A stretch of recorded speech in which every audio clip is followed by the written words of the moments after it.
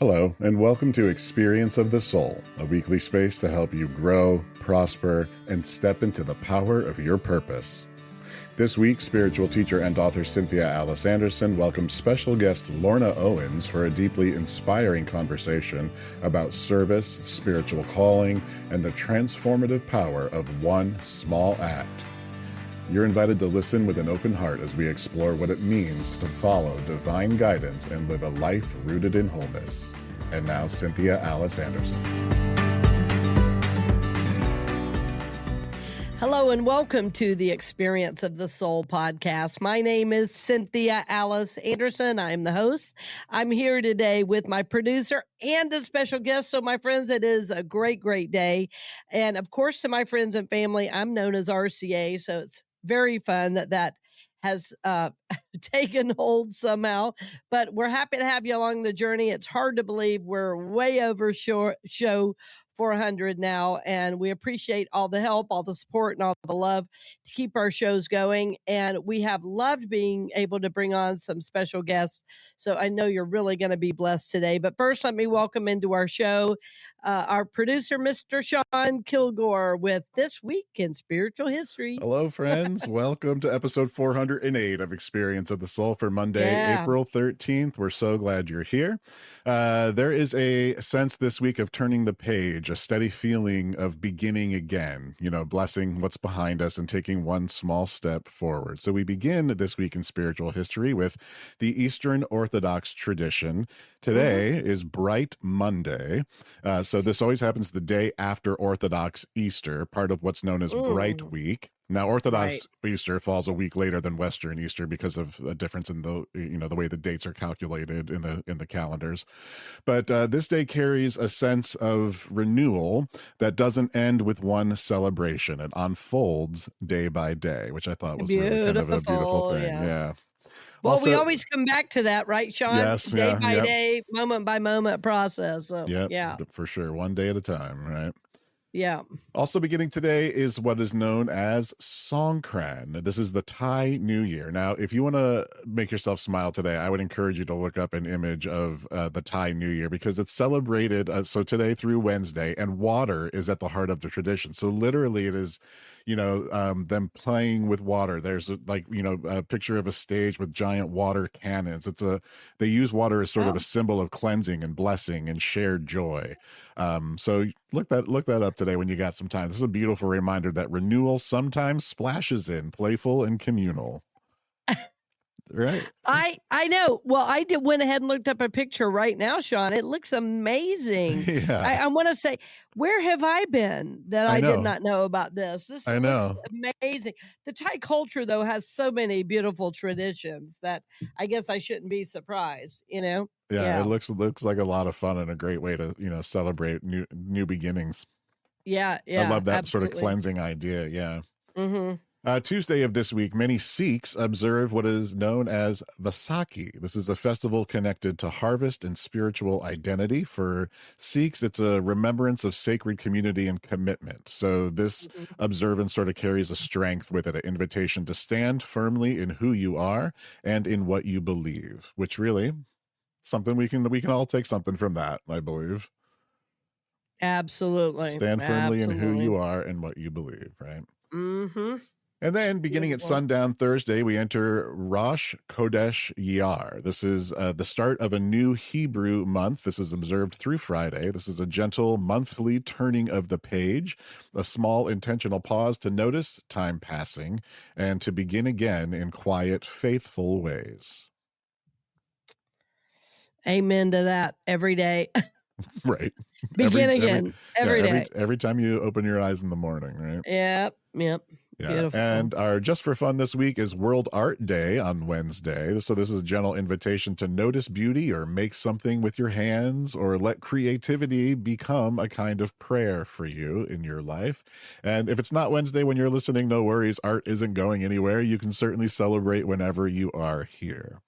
So, friends, something to think about as you move into your week. What in your life feels ready for a fresh start, even in a small way? What in your life feels ready for a fresh start, even in a small way? Yeah, beautiful. Yeah. Beautiful, Sean. Well done. Thank you. Well done. Thank you. And with that, we are into episode 408 when we welcome a very special guest today. We're joined by someone whose life truly embodies the word wholeness. Lorna Owens is a registered nurse, midwife, attorney, international speaker, and author of Becoming Whole: Letters to the Woman I Am. She's traveled to more than 24 countries, speaking on spiritual growth, healing, self-care, and purposeful living, weaving together faith, wellness, and lived experience in a way that feels both grounded and empowering. Her heart is especially focused on the power of one. This is the idea that each of us can really make a meaningful difference, even through one small act. She's deeply committed also to helping reduce maternal and infant mortality around the world. So we are very pleased to welcome to Experience of the Soul, Lorna Owens. Welcome, Lorna. Thank you. Peace and blessings. Glad to be here. Thank you. Wonderful to have you, Lorna. And, I'm excited to get to know you more because we've, spoken recently. And when I heard about your work, I just knew I wanted to be in support of it. And one of the things our listeners really like, before I get deeply into your book, I wanted to find out a little bit more about, where did this journey start? Because you've weaved spirituality really through all of your work, it seems like, as a nurse and midwife and attorney, and even in your book, right? It's all about empowering people to make good choices for themselves and be a blessing to the world, it seems. So I wondered if you could tell us a little bit about how your journey began with the deeper spiritual living, if you don't mind starting there. Yes, I think maybe go back to Jamaica, born in Jamaica. Okay. When I was 12 years old, I said to my mother, I wanted to be a lawyer. She said lawyers did not go to heaven. So I chose, the jury is still out on that. I chose a heaven-worthy profession, which was nursing. And so all my life, service is in my DNA. I saw it around my family, my mother and father. And so I did nursing in Jamaica and then went to England, studied midwifery. And when I came to America, I decided to eventually go to law school. But interestingly, even though I wanted to be a lawyer since 12 years old, once I became a lawyer, I realized, I like the education. I like the mental gymnastic, but I didn't like the practice. I didn't like to be quarreling with people every day and all like that, And I did very, very well and was known for some things. And then I got burnt out. Yeah. And I knew I couldn't practice law anymore. So I opened a record label because part of my law practice was entertainment law. So I opened a law practice and lost like $1.5 million. So now I had nothing. I had no money. I was looking under my bed for a quarter. I sold my Jag and was taking the bus. Wow. But interestingly, I was very happy. It was the craziest thing.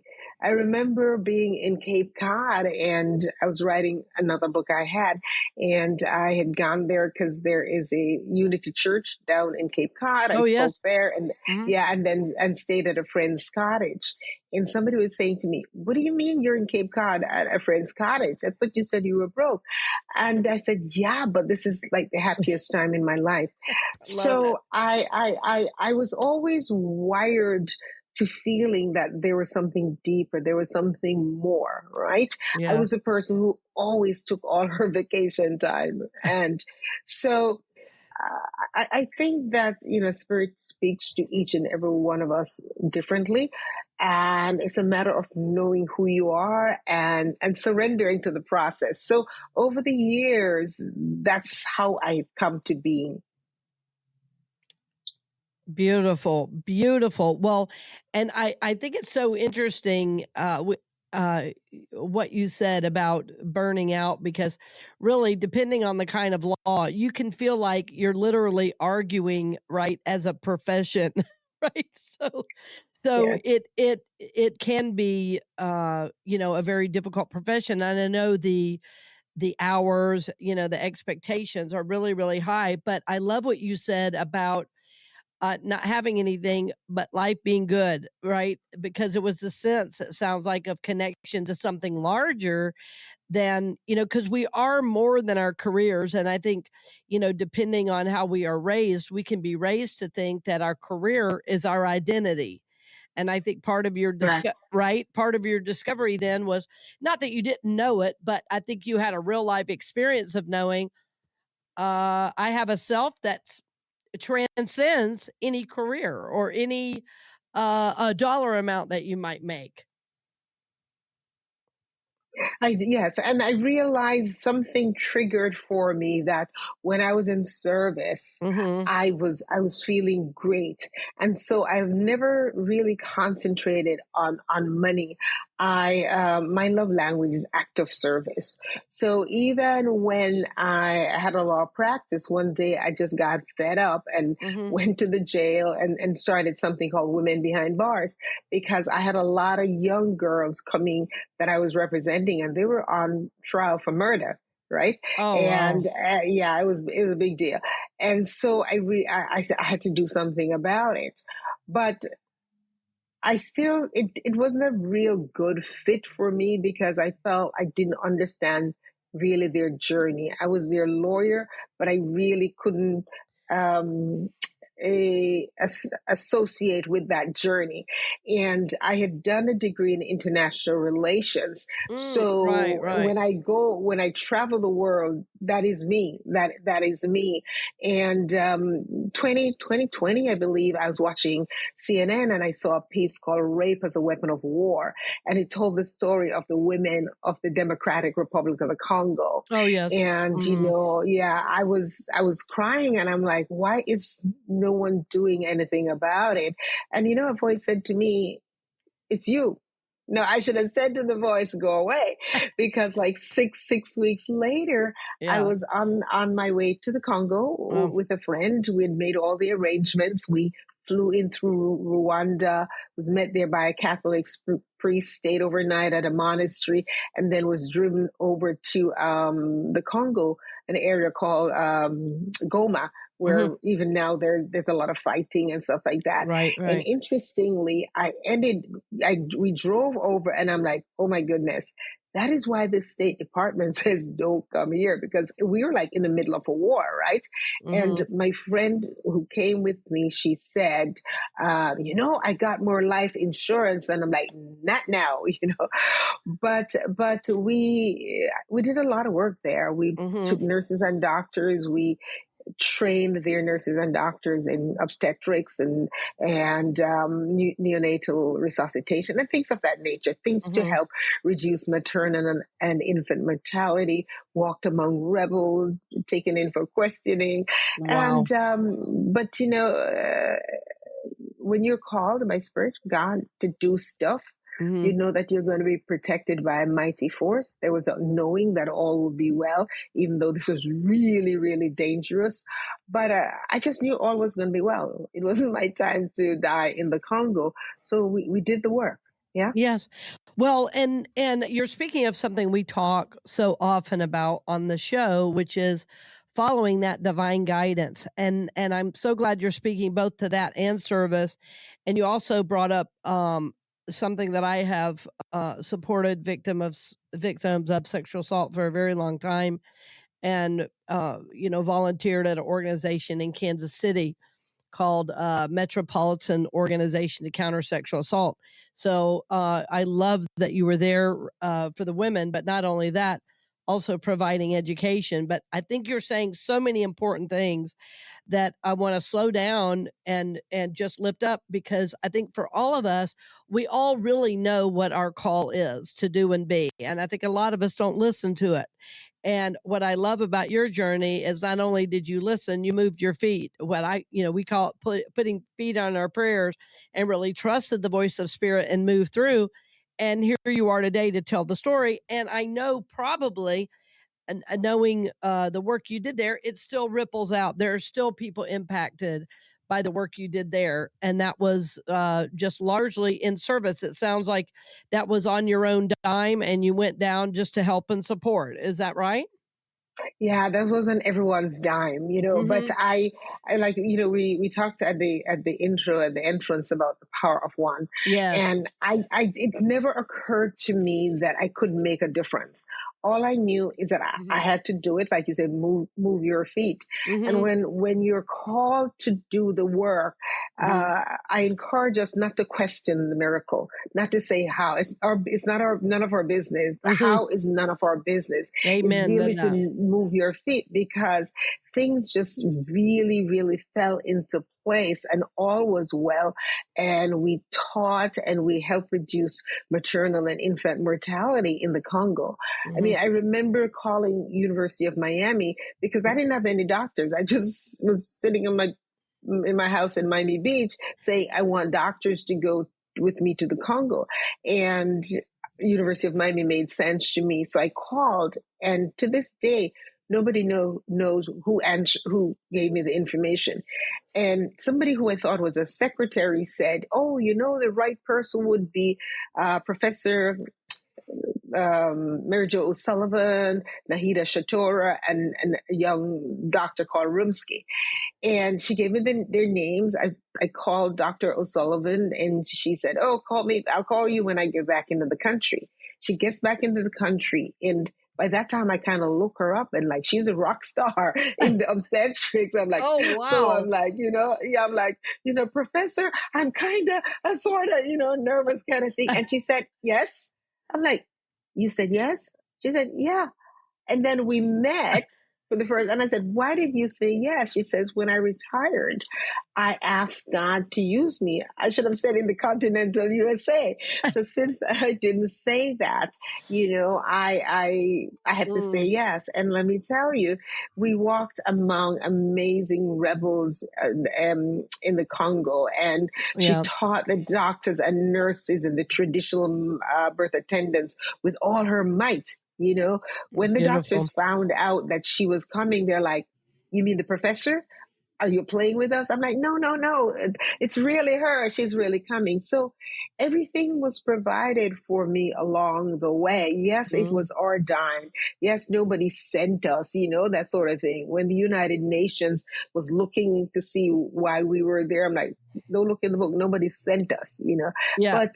But you got to do the work. You got to You do it. got to do the work. Yes. I experienced something very similar when I went down to Brazil myself. And what I know is that if God does provide the vision, God will provide a way for it to be done. And I know that, so much of your work is about, you know, definitely helping women, but it's about really empowerment of women, empowerment of all of us to really know who we are and to be able to make choices to live that whole life, that life based in God and in spirituality. But I know you even include not only faith, but overall wellness, not only medical wellness, but food as medicine, and that has been a big part of your journey as well. I know, in terms of Yes. education. Hmm. Yeah. I tell you, it has always concerned me. Another side of the work I do is for professional women, and that's Hmm. very near and dear to my heart, and I'm very Hmm. particular about it. And the Hmm. reason is that is a group of women. We're the group of women who fall through the cracks. A Hmm. lot of times when people think about helping women, rightfully so, they think about women who are going through a hard time, women who are lower socioeconomic. Right. They don't think about the professional C-suite woman Right. who she's dying inside. And I Yeah. know, for example, alcoholism and drug use is quite high Oh, in it's this very high. population. Hmm. Yeah, stress, and people are stressed out and all like that. Hmm. So that is a group that I am called to work with, and I've done that, like I said, in over 24 countries around the world. I Hmm. talk to professional women, and I say, you can be successful, but you need to make sure that you're balanced and Hmm. that you spiritually, right? You have to eat the right food, the things we eat, nutrition, sleep and rest, 7 to 9 hours of sleep every night. We often, you can't make up sleep deficit. We used to think we could make it up like a bank. You run down and you deposit. No, You can't. it doesn't work like that, No. And we know that loss of sleep sets you up for major diseases, heart attack, high blood pressure, diabetes, and food is medicine. We're what we eat. So we have to eat right, that sort of thing. And community, we have to take time for friends and friendship and going to a spiritual home. That is part of wellness. Yes, so that is my absolute commitment to work with each and every one of us, saying you can be successful, but pay attention to these things, because it will catch up with you. Yes, I think you're saying so many important things, and I think you're right. Success, as we call it, quote unquote, success in the outer world has with it a lot of challenges that nobody ever speaks about, because we think it's about the career and the money and the status, not realizing what is given up to achieve those states, especially at very high levels. And I saw an interview recently with Trevor Noah, the comedian. And one of the things he said is what he grew up having in a village, now he has to pay for. And that is the lie of success, that, well, if you need this, just pay for it. He said, when I had very little and I was growing up in a community, I had all these things for free. If somebody was sick, neighbors helped. And so what we don't realize is, when people are, as we're saying, successful at this level, a lot of times the basics are left out. They don't have community. They don't have a spiritual practice. They're eating on the run. So they're eating things that aren't supportive of their life. They're not sleeping. So I think these are all things to lift up for virtually all of us, to say, have I let myself, go into a place of isolation for financial success? Because we find out that's not success at all. Money with no community and meaningful friendships is very, very empty. And that's probably a third of my clients that I've had over the years have been people who, they have the financial success, but then they say, there's got to be more. I want the more, and that's they're learning now. So. Yes, there's a study out of Yale that says that happiness goes up until you get to about $65,000. And after that, you don't get any more happy by earning more money. And so also one has to realize that it's experiences, lived experiences. Some of us don't want to take vacation. Some people say, I can't remember the last time I have taken a vacation, but I said, that's not good. No. Just take your vacation, take your downtime, right? Because stress will kill. Chronic stress will completely destroy you. And we notice that lots of things are on the rise. Cancer, know that, that 1 in 3 persons might experience cancer in a lifetime. We're not going to claim that, but we also know so many things are happening in our world, and it has to do with lifestyle.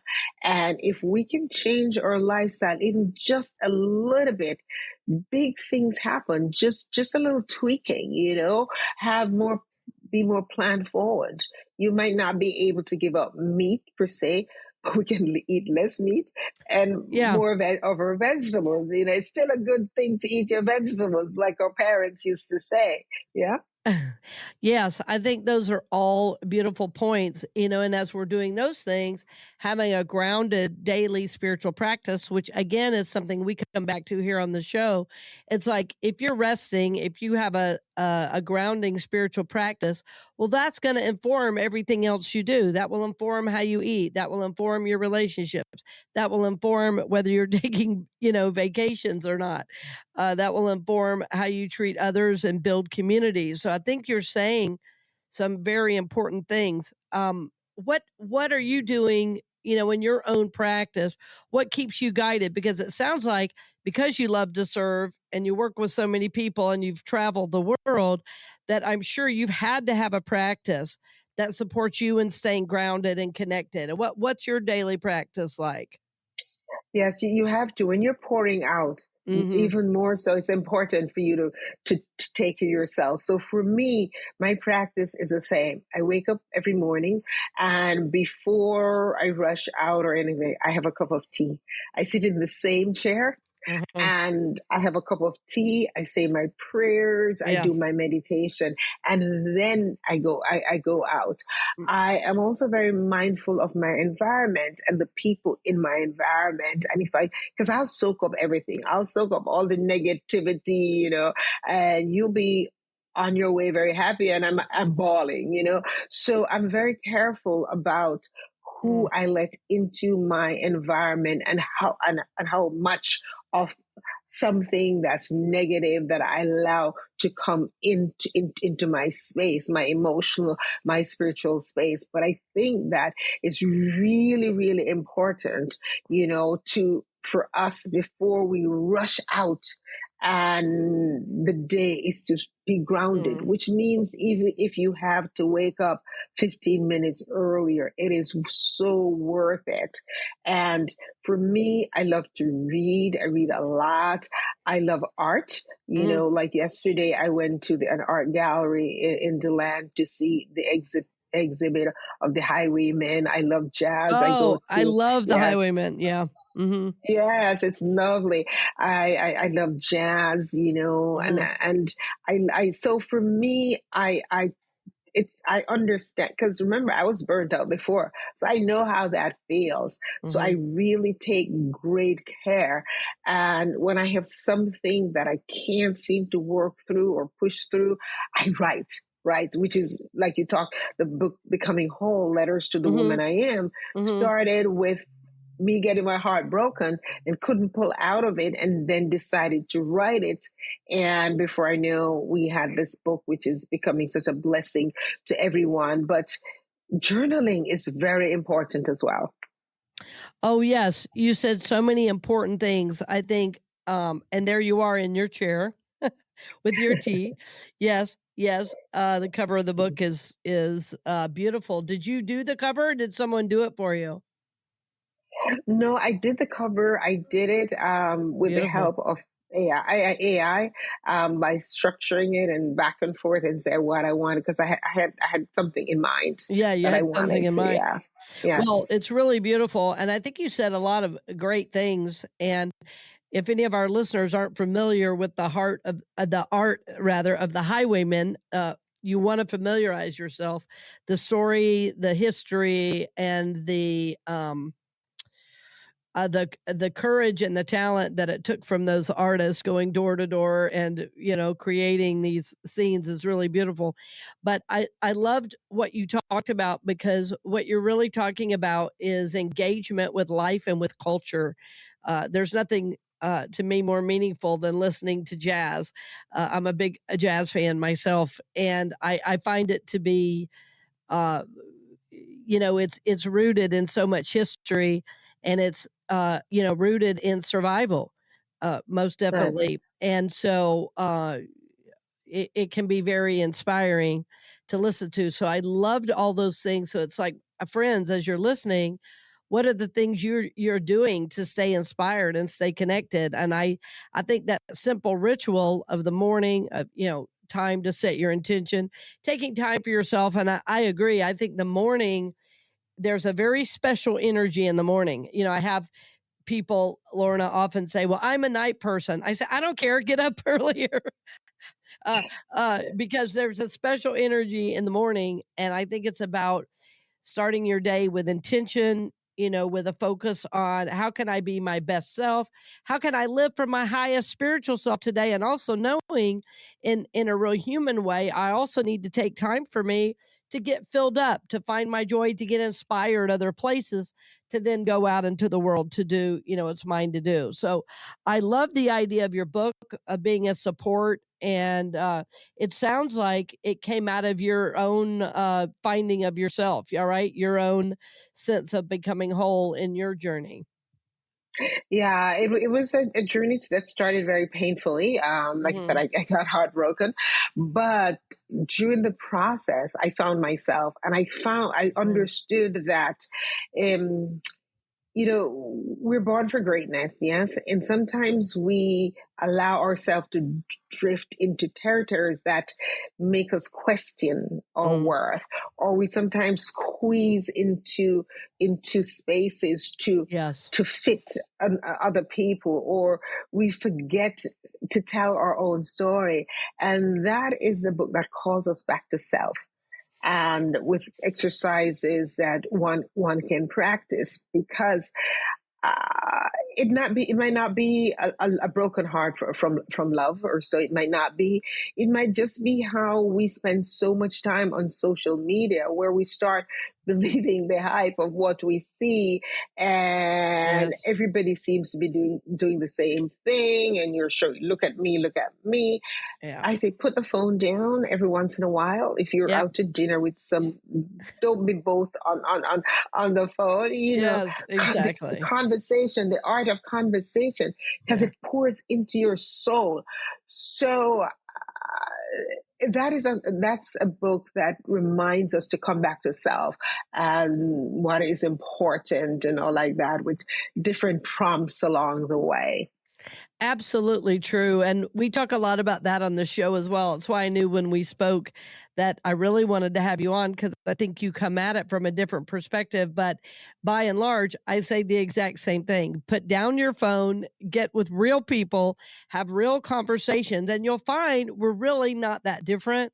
I think as a society, what's happening now is we're seeing the shadow pieces of society, the shadow pieces of all the money and leadership. But I find most people to be capable of great love, of great service, of great compassion for each other. And I think the more we're online, the more our positions get calcified, and we forget to see the unity and the sameness in all of us. So I'm a big fan of what you're saying. And again, I want to lift up your book. And I know, Lorna, you've got a lot going on, and you are doing speaking.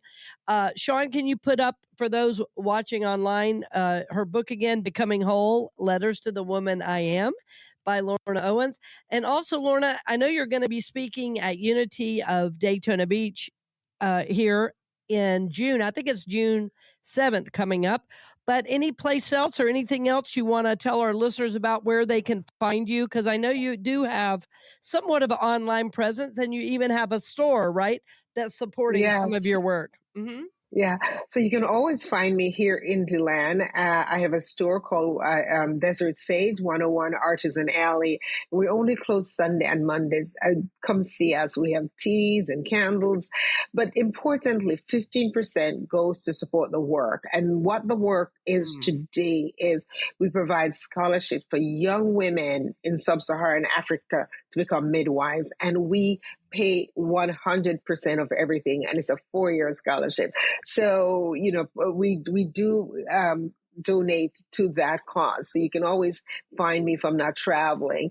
Come March 14th in Miami at the Bal Harbor Ritz-Carlton, we're doing And the Women Gather Literary Brunch. And that is a coming together of women authors and women. For somebody's coming in from Texas. And for that period of time, we just have an amazing brunch, soulful, on the water, and we pour into us. So that's coming. And technically I'm heading out to Jamaica on Thursday, but if you go to desert-sage.co, you can see where I'm going to be around the country, because I'm always, moving around the country and speaking and all like that. Yes. Oh, beautiful. Well, we'll have information in the show notes to your social media as well as to your website. And that will also be anybody watching on YouTube. We can send them this. So, Lorna, thank you so much for taking time today. We're honored to lift you up in your work. I can't wait to have you here at Unity of Daytona Beach. And I'm so glad that Spirit brought our paths together. I thought it was so funny, of all the people that we both knew, is how I knew it was divine order. But we love you. We bless you. We're honored to support you and to lift up some of the work you're doing.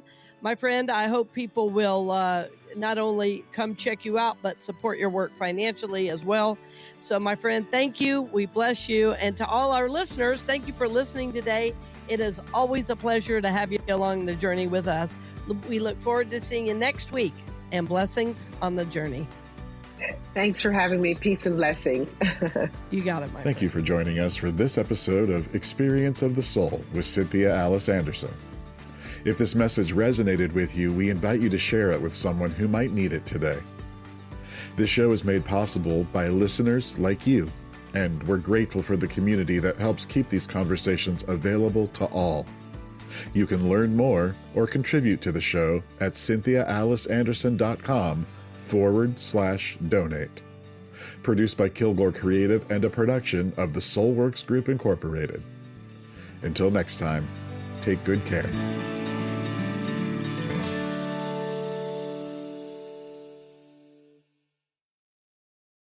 You're listening to the Experience of the Soul podcast channel, bringing you inspiration, teachings, and practices to support your spiritual journey.